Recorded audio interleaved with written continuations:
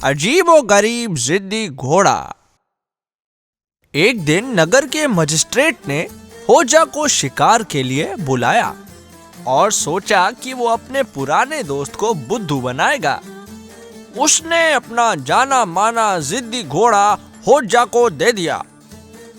वहां जोरदार तूफान आने वाला था, इसलिए सभी कहीं ना कहीं छुप गए, पर जिद्दी घोड़ा हिला भी नहीं और नसरुद्दीन वहां फंस चुका था।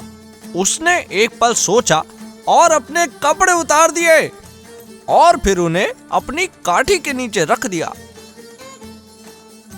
जब बरसात रुक गई और सूरज बाहर निकला तो होजा हैरान हो गया। सूखे कपड़ों में होजा मजिस्ट्रेट के पास वापस गया। अरे तुम्हारे कपड़े सूखे कैसे हैं होजा? मजिस्ट्रेट हैरान हो गया।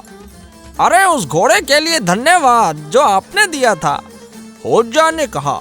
ये सच में कमाल का घोड़ा है, जो इसकी सवारी करता है वो कभी गीला नहीं होता।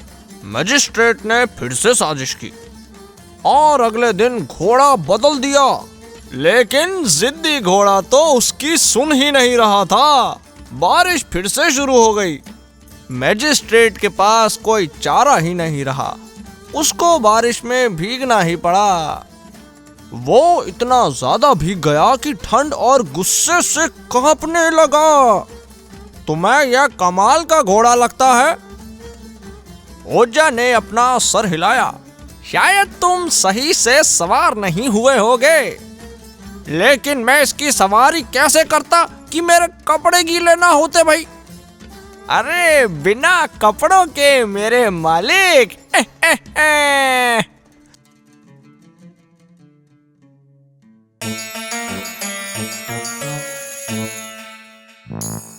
पहली बर्फ। सर्दियों की ठंडी हवाएं चलने लगी। ये सही समय है लकड़ियां इकट्ठा करने का सर्दियों के लिए नसरुद्दीन, होजा की बीवी ने कहा। हाँ, अभी मेरे पास बहुत समय है, होजा आलस से कहता है।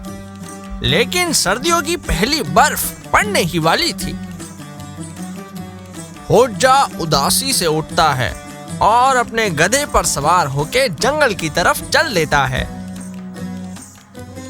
वो बहुत सारी लकड़ियां अपने गधे पर लाद देता है। वो बहुत ही ज्यादा भारी थी। वो उन लकड़ियों पे चढ़कर ऊपर पहुंचने की कोशिश करता है, लेकिन पहुंच नहीं पाता। फिर वो सोचता है कि इसका कुछ करना पड़ेगा। वो उन्हें रखने के लिए एक बर्फ गाड़ी बनाता है और गधे के ऊपर से सब कुछ उठाकर बर्फ गाड़ी पर रख देता है। इस तरीके से वो आराम से उन पर बैठ सकता है। होजा की बीवी घर पर सर्दी से कपकपा रही थी। वो और ज्यादा इंतजार नहीं कर सकती थी। उसका पति आखिर कहाँ रह गया? वो उसे ढूंढने के लिए निकल पड़ी। हाय दैया, तुम आखिर यहाँ क्या कर रहे हो नसरुद्दीन? मैंने इतनी सारी लकड़ियां इकट्ठी कर ली कि गधे पर मेरे बैठने के लिए जगह ही नहीं बची। तो मैंने उन सबको इस बर्फ गाड़ी पर रख दिया, जिससे मेरे और लकड़ियों के लिए जगह बन गई। लेकिन ये बर्फ गाड़ी तो बर्फ में ही चल पाएगी ना बुद्धू कहीं के।